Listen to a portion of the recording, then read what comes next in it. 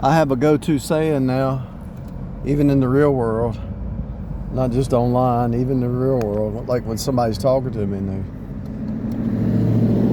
they have like a question about why somebody did something or why this happened or this. And I said, you already know. You already know. At the restaurant just now, she's the waitress. She said, I forget what she said. I said, you already know. Because she's seen me go through it 1,000 times. I said, you could. She said, what did she say? She said something, I can't remember now. She said, do you. Well, I was paying, what was it?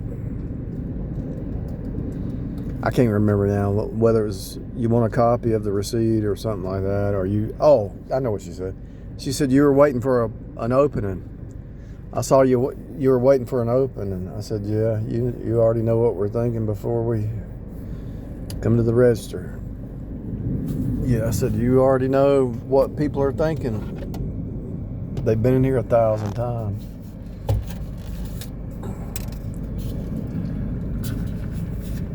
That's my go-to now.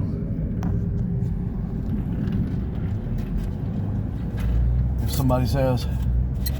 somebody says my ex is trying to come back, why? You already know. The grass wasn't greener on the other side and somebody else kicked them out and they're trying to find a place to get back in the door. You already know. If they're narcissistic, you already know what they're doing. They manipulated, everybody's tired of them. They manipulated everybody. And now they want to see if they can come back and manipulate you. And hopefully you've changed spiritually, you've grown, and you've studied how the love bombing, the gaslighting, the future faking, the flying monkeys, and all the evil that they did to you, all the trouble they did, all the lies, all the schemes, all the games. Do you really think they're going to change? Do you really? If they were serious, if somebody repented and they were serious, that might be a different story. But pretty much, we're dealing with a bunch of Gentile idolatry, evil, brute beast people, and selfish, and it's all about me. And they will never hardly, they might, some of them might, but most of these narcissists, they will never take up their cross and walk and suffer and endure and sacrifice for somebody else. If two people, now when I talk about dating, I'm really, in my mind, thinking marriage. Two people who get married, they're supposed to take up their cross and they're supposed to be like this.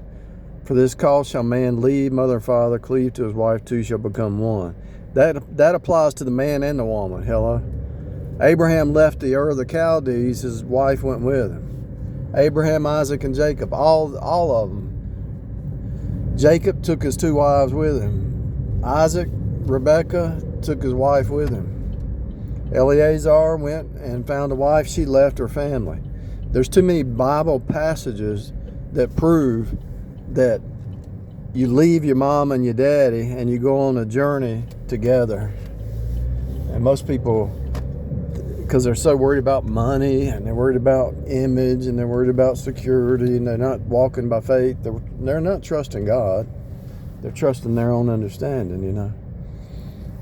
And so when they take off and go back to their mama, their daddy, their ex, their own whatever they go to, own understanding, fake reality, whatever it is, it's all fake reality. It tells you they don't really believe. They really have no faith. They don't really believe what it says.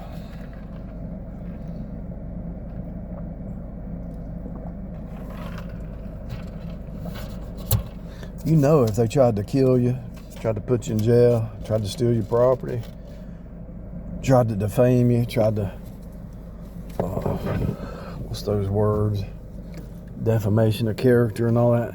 You know if they did all that and they're trying to come back to you, they're trying to show up on the scene. You think they're going to change? You think they're going to change?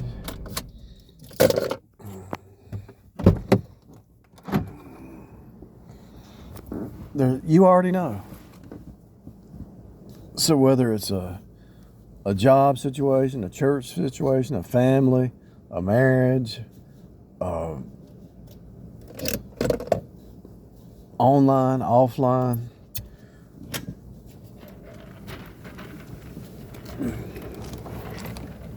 you know, Jacob's character changed. He was the word Jacob means deceiver, supplanter, or something like that. But Jacob, his name was changed to Israel. And notice, God changed his name. He struggled with, see, for Jacob to get his name changed, from Jacob to Israel, he had to struggle with God. So some of these narcissistic psychopaths, yeah, they could get their name changed. I got a bunch of bees right here. They're not even noticing me. Yeah, you could get your name changed if you're a Jacob, but you're gonna have to wrestle with God, and He's gonna do some damage to your hip or to something. It's gonna be painful. Wrestling with God, Lord, I want a new name. I want a new character. Lord, give me a new character. If you're serious, you gotta wrestle with God.